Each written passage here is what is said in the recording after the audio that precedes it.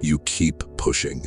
A career path you chose years ago, a relationship that drains you, a routine that feels like grinding gears. Stopping feels like admitting defeat. You apply more pressure, hoping the friction will eventually smooth out. Before he joined the monastery, a young monk named Lun was a carpenter. His entire professional life was built around wood, stone, and striking things until they submitted. When a joint didn't align, he reached for a heavier hammer. But the monastery required him to learn calligraphy. Instead of rigid lumber, he was handed a bamboo brush, thin ink, and delicate rice paper. The task was to paint the same symbol 100 times, finding a steady, breathing rhythm. Lun's hands were calloused from years of manual labor. He held the brush like a chisel. He drove the bristles down, resulting in thick, erratic strokes. The wet ink pooled and bled across the page. A reaction that guarantees survival in one environment will often dismantle another. By relying entirely on the muscle memory that made him a successful builder, he was actively destroying his own work. When the characters looked wrong, Lun didn't pause to evaluate his technique. He accelerated.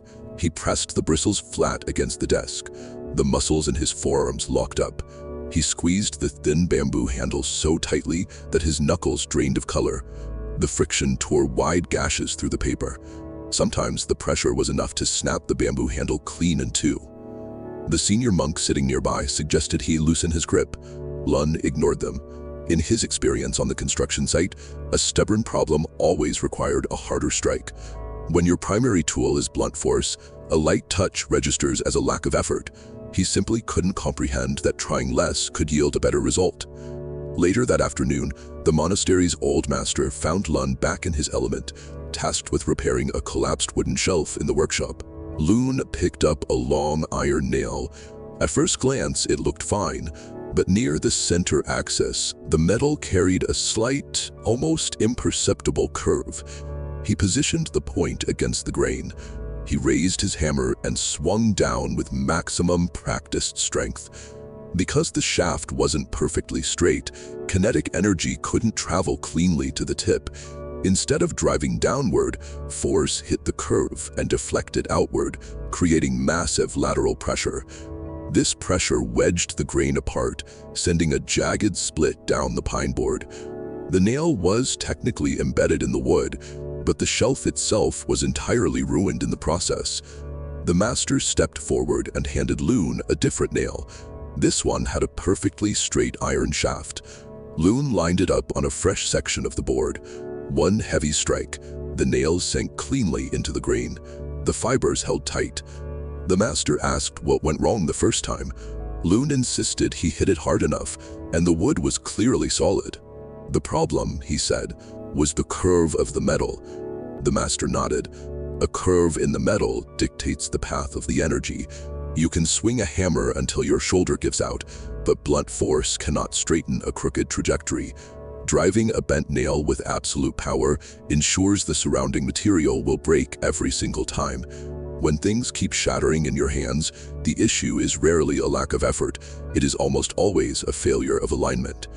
The master then asked Lun to consider his morning in the calligraphy room.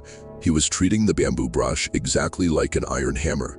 He was treating fragile paper like a rigid piece of pine. The ink requires a completely different mechanism to function. It demands a soft hand, an open palm, and a guiding motion rather than a punishing strike. This creates a highly reliable test for your own life. Look closely at a goal you are pursuing. If every extra ounce of effort you apply results in exponentially more friction, frustration, or damage, you are forcing a bent nail. Consistent breakage is a glaring, undeniable data point. It tells you to drop the hammer and find a different approach entirely. Lun sat alone in the workshop for hours. He weighed the two pieces of iron in his palms. Visually, they were nearly identical. Mechanically, they produced opposite outcomes. The next morning, he returned to his desk. He picked up the bamboo brush and actively fought the urge to squeeze the handle. He let it rest gently between his fingers, allowing the natural weight of his hand to guide the bristles across the desk. His first stroke was crooked and uneven, but as he deposited the ink, the fibers of the paper held strong. Nothing tore, nothing broke. Look at the routines, the relationships, and the work you are struggling with right now. What are you forcing that keeps fracturing, no matter how hard you try? Real discipline isn't about blind endurance. It's about having the clarity to see when the angle is wrong and the courage to stop swinging at a reality that simply does not fit.